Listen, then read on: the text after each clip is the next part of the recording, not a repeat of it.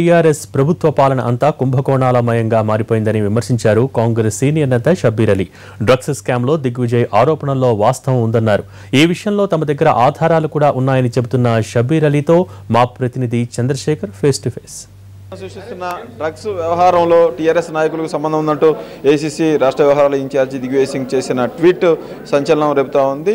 TRS కూడా దీని మీద ధీటుగా స్పందించి కాంగ్రెస్ నాయకుల మీదనే టీఆర్ఎస్ దాడి చేసే ప్రయత్నం చేస్తుంది. దీని మీద కాంగ్రెస్ పార్టీ సీనియర్ నాయకులు షబ్బీర్ అలీ ఎలా స్పందిస్తారు సార్? ఈ దిగ్విజయ్ సింగ్ చేసిన ట్వీట్లో నిజం ఉందా లేదా? 100% నిజం ఉంది. 3 సంవత్సరాల చరిత్ర టీఆర్ఎస్ గవర్నమెంట్ చూస్తే ఎన్ని స్కామ్స్ వచ్చినాయి. బాగా తండ్రి కొడుకు ఫుల్ హైప్ తీసుకొచ్చి దాని తర్వాత ఫైల్ క్లోజ్ చేస్తారు. గ్యాంగ్స్టార్ 9 విషయంలో కానీ, Chandrababu Naidu vote to note కానీ అన్ని కేసు ఇట్లనే అయింది. మియాపూర్ విషయంలో కానీ అట్లనే అయింది. నేను అడుగుతున్నాను, మీరు అంత పెద్ద హైప్ ఇచ్చినప్పుడు ఆ అకుల్ సబ్రవాల్కి ట్రాన్స్ఫర్ ఎందుకు చేసినారు? ఫస్ట్ లీవ్ మీద ఎందుకు పంపించినారు? మళ్ళా అపోజిషన్ పార్టీ అడగంగానే మళ్ళీ దానికి బ్యాక్ తీసుకొచ్చి మళ్ళీ మీరు లే మేము తప్పనిసరి చేస్తా అని చెప్పి, ఎందుకంటే ప్రజల్లో రాంగ్ సంకేతాలు పోయినాయి. మీలా టీఆర్ఎస్ నాయకులు కానీ, టీఆర్ఎస్ నాయకులకు సంబంధించిన కొంత వ్యక్తులు ఉన్నారు, కొంత హీరోయిన్లు ఉన్నారు. అందు గురించి ఇది పక్కకు పోతుందని చెప్పి కేసీఆర్ గారు సడన్గా హడావుడిగా మీటింగ్ చెప్పినారు. అంటే మా దగ్గర పూర్తి సమాచారం ఉంది.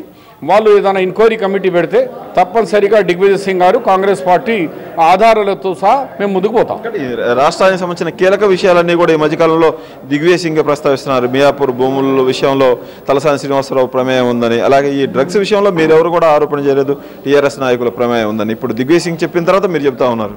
కాదు నిన్న కూడా మా వాళ్ళు అందరు పోయినరు. మా కమిషన్కు ఎక్కడ వాళ్ళు సిట్ వేసినారో సిట్ దగ్గర పోయి రిప్రజెంటేషన్ చేసినారు. డే 1 నుంచి చెప్తున్నారు, ఈ డ్రగ్స్ వలన తెలంగాణ బద్నాం అయిపోయింది. భారతదేశమే కాక ఇంటర్నేషనల్ మీడియాలో తెలంగాణ బద్నాం అయింది. ఏమైంది? మీ పోలీస్కి ఏమైంది? మీ వ్యవస్థ ఏమైంది? మీ అడ్మినిస్ట్రేషన్ ఏమైంది అని సవాల్ కూడా కేసీఆర్కి చెప్పినాం. గవర్నర్ గారికి రిప్రజెంటేషన్ ఇచ్చినాం.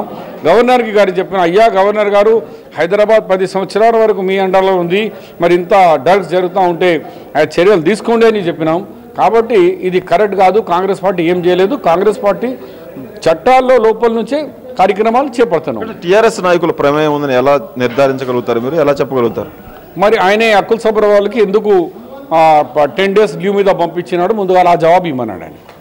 అదే దిగ్విజయ్ సింగ్ వయస్సు మీరిపోయింది, ఆయన పిచ్చి ఆసుపత్రిలో పెట్టాలని కేటీఆర్ ట్వీట్ చేశారు. ఇప్పుడు కేటీఆర్ గారికి నేను ఛాలెంజ్ చేసిన, నువ్వు చెప్పిన ఈ వాగ్దానాల్లో నేను నా దగ్గర ఛార్జ్షీట్ ఉంది, దాని మీద డిస్కషన్కి రమ్మని. ముందుగా నా డిస్కషన్ జవాబు ఇచ్చినాక ఆయన ఎక్కడ పోతుండో, ఆయన 10 సంవత్సరాలు మధ్యప్రదేశ్ సీఎంగా చేసిండు. ముందుగా నాతోనే అయితే తీసుకో. కానీ కాంగ్రెస్ పార్టీ బురద జల్లుతా ఉంది, గుడ్డకాల్చి మొహం వేసి తుడుచుకోమంటుంది, కానీ ఆధారాలు లేకుండా మాట్లాడుతుంది అనేది టీఆర్ఎస్ చెప్తుంది. మేము ఆధారాలు లేవు, నువ్వు ఇచ్చిన ఆధారాలే, నువ్వు ఇచ్చిన వాగ్దానం మీద బయట చేయమంటున్నాం. మేము కొత్తవి అడగాం. నువ్వు ఎక్కడెక్కడ వాగ్దానాలు చేసినావో, 100 దినాలు నీ మాస్టర్ ప్లాన్ ఏమైంది, హైదరాబాద్కు డలాస్ అన్నావు, హైదరాబాద్కు అస్తంబుల్ అన్నావు, దాని మీదనే డిస్కషన్కి రావాయా? మా కొత్త ఆరోపణలు వద్దు, పాతదాన్ని చేయి. లేకుంటే మా మీద ఆరోపణ పెడుతున్నావు కదా, నువ్వు పక్కకు జరుగు. అదే 100 దినాల్లో దాన్ని హైదరాబాద్లో మళ్ళీ పాత హైదరాబాద్గా మస్త్ సిటీగా తీసుకురాకుంటే మా పేరు షబ్బీర్ కాదు. తెలంగాణ కాంగ్రెస్ నాయకుల కంటే దిగ్విజయ్ సింగ్ ఎక్కువ టీఆర్ఎస్ మీద కామెంట్లు చేస్తూ ఉన్నారు, మీరు స్లోగా ఉన్నారని. అట్లా ఏం లేదు, మేము చేస్తున్నాం, వాళ్ళు చేస్తారు. కంబైన్ మా హైకమాండ్ అంటే మేము వాళ్ళు అంతా ఒకటే. ఆధారాలు ఉన్నాయి. డ్రగ్స్ వ్యవహారంలో టీఆర్ఎస్ నాయకులకు సంబంధించిన ప్రమేయం మీద ఏదైనా విచారణ కమిషన్ వేస్తే దాని ముందు ఆధారాలు నిరూపించడానికి సిద్ధంగా ఉన్నాను షబ్బీర్ అలీ చెప్తున్నారు. ఇప్పుడు ప్రసాద్ చంద్రశేఖర్ ఎన్టీవీ, హైదరాబాద్.